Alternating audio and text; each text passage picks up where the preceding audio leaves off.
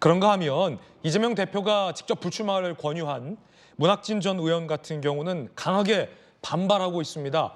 비선이 조사한 수치 갖고 찐명을 공천하기 위해 사실상 나를 끌어안쳤다라는 식으로 강하게 반발하고 있습니다.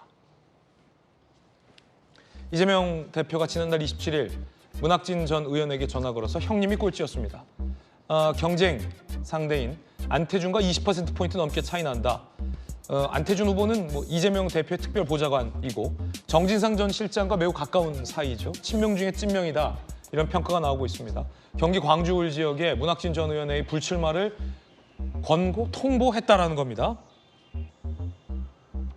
그러자 문학진 전 의원이 이렇게 반발했다는 거죠. 우리 쪽에서 조사한 거에 따르면 안태준이 꼴등이고 내가 1등이다. 이 대표가 찐명 꽂아넣기에 나선 건 아니냐라는 민주당 내부의 반응도 나오고요. 중직부 후보들에게 후배의 길을 터달라는 취지다라고 민주당에서는 반박하고 있습니다만 결국 찐명을 넣기 위해 이런 불출마 권유가 있는 거 아니냐라는 친명 논란이 재현되고 있습니다. 문학진 전 의원의 이야기 직접 들어보시죠. 이 대표가 나한테 전화를 해서 형님이 꼴찌 나왔습니다 이러었어요.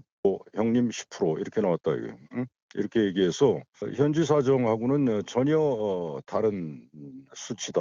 내가 납득을 못하겠다 했어요. 이게 사실은 일종의 공천 갈등으로도 또 비춰질 수 있는데 최병천 원장님, 네. 문학진 의원이 자체적으로 조사한 여론조사이기 때문에 어느 여론조사가 더 신빙성이 있다라고 말하지는 못하겠지만 이재명 대표가 뭔가 수치를 갖고 얘기했나 봐. 20%포인트 차이가 난다. 이 여론조사마다 이제 하는 방식에 따라 다 다르니까 이제 여러 가지 그 설왕설래가 있을 수 있는데요. 가장 지금 핵심적인 문제는 뭐가 문제인 거냐면 앞에서 나왔던 것처럼 후배들을 위해서 자리를 비켜달라 그랬는데 후배들 앞에 가로 열고 가로 닫고가 있는 건데 찐명 후배들을 위해서 자리를 비켜달라는 걸로 좀 받아들이는 측면이 있는 거거든요. 예. 그리고 지금 그 뭔가 이렇게 대체로 보면은 그 뭔가 사퇴를 요구받거나 불출마를 요구받는 대부분의 분들이 상대적으로 비명으로 불리는 분들이에요. 그러니까 앞에서 말씀드린 것처럼 뭔가 민주당에서 이재명 대표와 가까운 어떤 친명, 중진, 수도권 다선 네.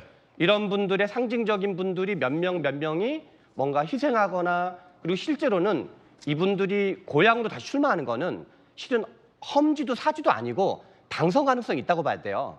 그 부울경 지역이나 충청이나 강원도에서는 수도권에서 오랫동안 중진을 하다가 3선, 4선 정도를 하다가 내려오면 반기는 분위기도 있거든요. 그리고 실제로 지금 김태호, 서병수 등등은 사주로 내보내는 게 아니라 승산이 있는 곳으로 뭔가 이런저런 종합적 고려를 하면서 내보내고 있는데 민주당 쪽에서는 그런 그러니까 이게 누구누구를 못하게 하는 게 핵심이 아니라 오히려 그러니까 그 어떤 확장 관점에서 좀 접근해야 되는데 그런 면들이 좀 그런 전략이 좀 부재해 보인다라는 거에서 별로 이제 당내에서 비명 쪽 분들이 보기에는 약간 신뢰를 못 얻고 있는 거죠. 요 경우 문학진 전 의원 경우도 이것도 알까기에 해당한다고 보세요? 이제 전체적으로 보면 지금 약간 그런 느낌이 드는 바둑을 이렇게 하나 신중하게 수를 두는 느낌이 아니라 전반적 느낌이 알까기 그렇죠. 느낌이다. 네.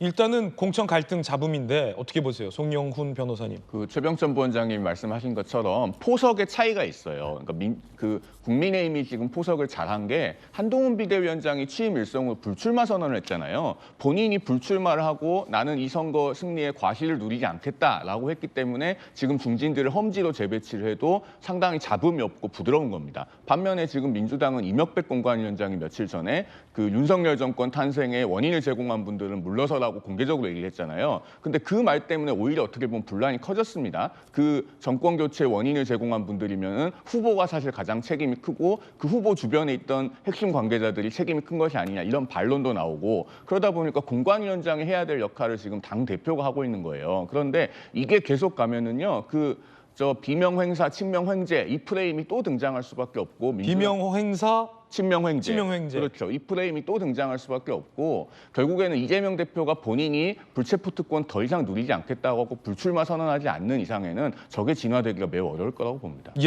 각각 패널들의 개인적인 관측들 전해드리고 있습니다. 그런가 하면 임종석 전 실장에 대해서 친명 지도부에서 이 중성동을은 안 된다라고 결론 내렸다라는 보도가 많은데요. 이명백 공관위가 이 임종석의 명주를 지도부로 넘겼다. 이런 보도가 나옵니다. 임종청 실장 절차상 가능하지 않은 신청이다. 중성동 갑이죠. 전략지역 선정. 전략공관위가 처리하면 나와 관계없다. 특정인을 거론한 건 아니다. 라며 내 손을 떠났다는 느낌이에요. 약간. 이게 뭐 원론적으로 보면 전략지역으로 선정했으니 지도부가 처리할 문제지 공관위에서 할 건 아니다.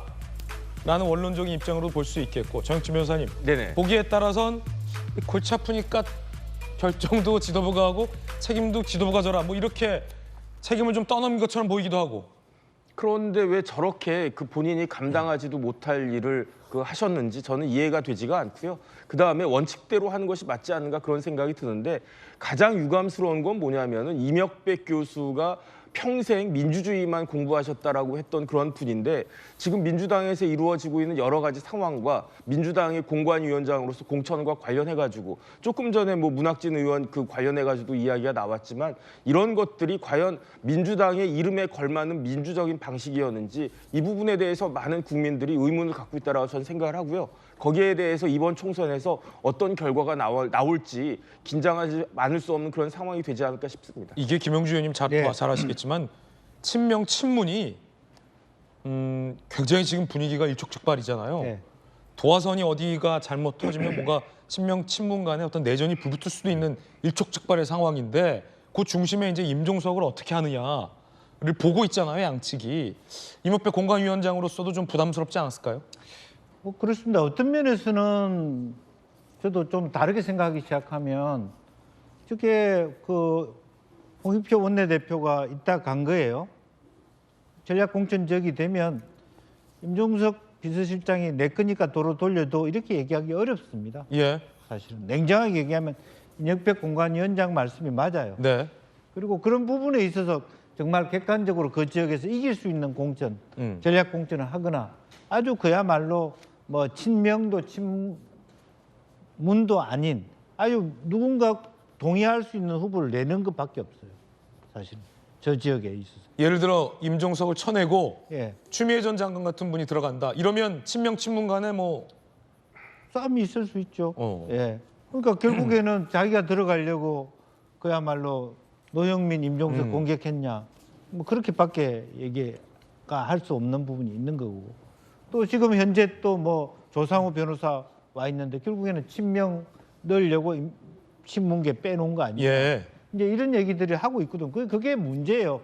지금 전략공천 지역이면 전략공천 지역답게 굉장히 엄밀하게 이기는 선거를 위해서 객관적으로 가야 되는데 이 자리에 누구 대신 누구 말해 검천에 가 있는 조상을 넣어서 돌렸다라든지 이것 다 시중에 돌아다니고 있으니까 이제 그런 부분이 있는 거고 실제적으로 임종석 실장이 저기서 이길 수 있는지도 저는 의문이기도 하고 따라서 빨리 이 문제를 해결해야 된다라고 보고 전략공천 지역에 했으면 빨리 전략공천 지역에 대해서 전략공천을 해야 된다. 네. 저는 그렇게 생각합니다.